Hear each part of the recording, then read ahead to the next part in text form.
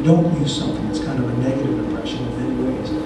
So what are the organic growers going to do? They still need nutrients for their crops, and in many cases, they use compost. This is a really widespread input for organic farms. There's a lot of reasons to use compost, but the main one is usually I need a source of nutrients for my crops.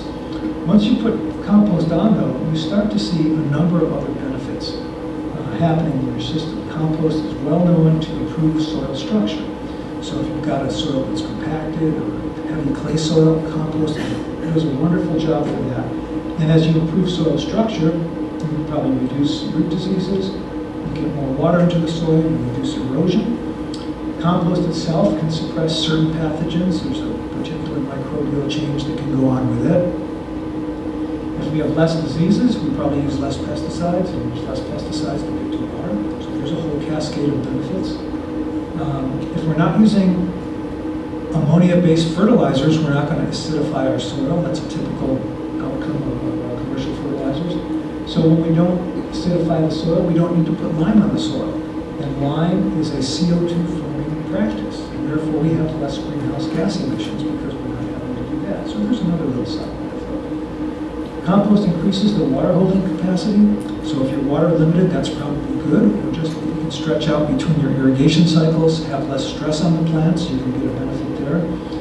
And we're replacing commercial fertilizer with nitrogen that's generally made from a fossil fuel source. So there's another benefit. So we have this whole host of benefits that come from this one decision to use compost as a nutrient source.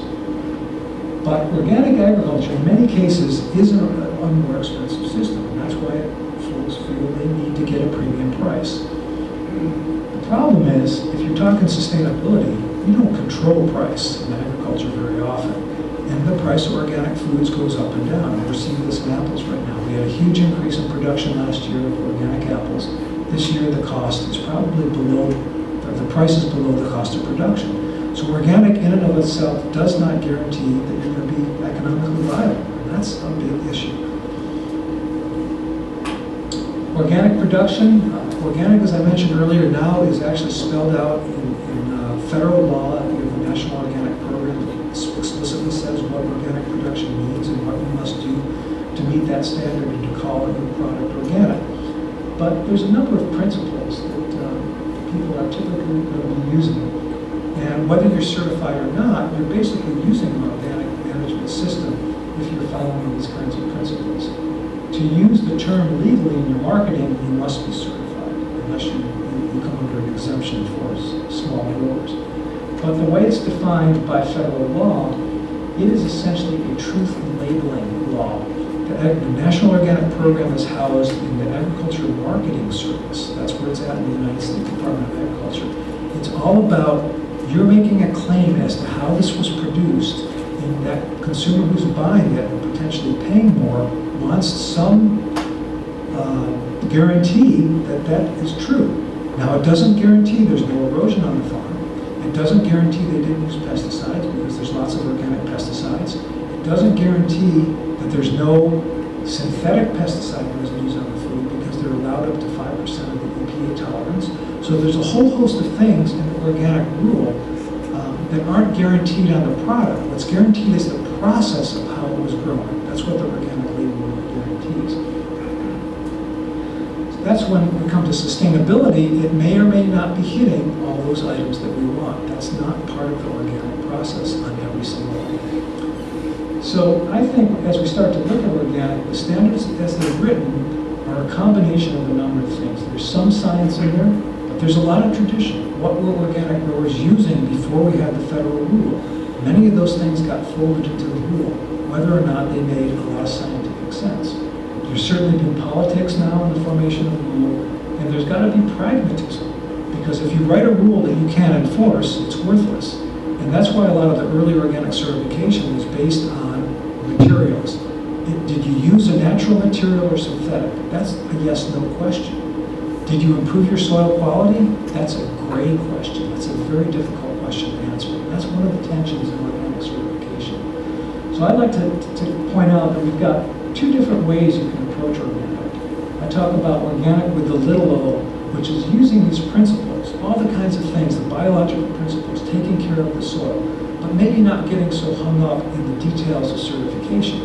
You can still have the bulk of the sustainability benefits from that and not be certified. But if you want to go to the marketplace to try to capture that premium price, then you're going to have to meet the certification rule, because that is a legally defined term for the marketplace. So there are two different places. I think there's a lot of people that probably fall into this rule. Maybe 90% of what they do would meet the organic standard, but there's a few things they don't do, because in some cases they say, you know, that doesn't meet my test of sustainability, so I'm not going to go there. I'm going to find another way. But their basic system is essentially built on organic principles. To give you some sense, however, of what we're talking about in terms of impact, probably the largest area of farmland in the world that's significant intensive agriculture is in Italy under organic management, 6% of their farmland. That's huge. In the US, we're under 1%, and I'll show you a few more statistics on that. So we start to have to think, what do we gain in terms of sustainability impact by having 1% of the land in organic at some level of an organic standard, for example, versus 50% of the land at some decent level of integrated pest management or some level of soil conservation? And I don't have the answer to that question, but I think all these things are going to help us move there. No one of them alone is going to move agriculture enough. So I'll say just a little bit on organic and sustainability. I've used this before to try to illustrate the point. I think we tend to get this impression that organic is this monolithic system. Since it's defined by law, all organic farms are the same, which of course they're not. There's huge variation on organic farms. And we talk about organic versus conventional, and we use conventional as if all conventional farms are the same, which of course they're not. So let's say we could actually develop some kind of an index of sustainability for agriculture, from none to perfection. We'll never reach this, as I said. I don't think we can ever reach that. We're not even sure what it is. And we can plot out the distribution of farms along this index. Let's say we have some actual way to measure this. So we're going to find conventional farms that have really low sustainability. We're going to find conventional farms with really high sustainability, and we're going to find a bunch in the middle. There's some sort of distribution. This is typical for pretty much everything out there. Organic is no different. We're going to find some low sustainability organic farms, some high sustainability, and a bunch in the middle. And so my feeling is, on average, you might say, average sustainability of conventional might be here, average of organic might be here. So on average, organic is probably more sustainable than conventional. Looking at a lot of the studies, I feel confident in saying that.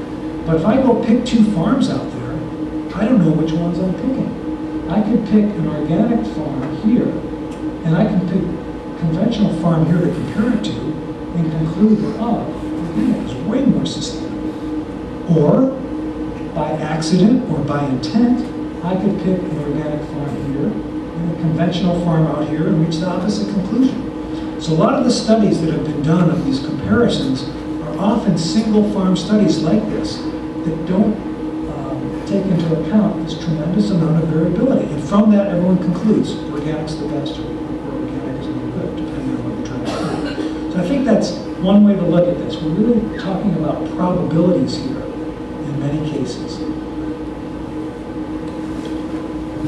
As far as what organic is doing in the marketplace, here's a graph of organic food sales in the U.S. These are retail sales from 91 to the present. And average growth per year has been about 20% plus or minus, which is tremendous in the food business. This has been a real success story. So this last year, estimated organic sales were right around 3% of total U.S. food sales. Again, not huge. And it's interesting because back in the 90s, we commissioned a survey, a consumer survey, on food, agriculture, and environment. At that time, about 7% of the population was identified as hardcore organic purchasers. So if there were 7% then, there's probably 10 or 12 now, and still only 3% is organic. So something's not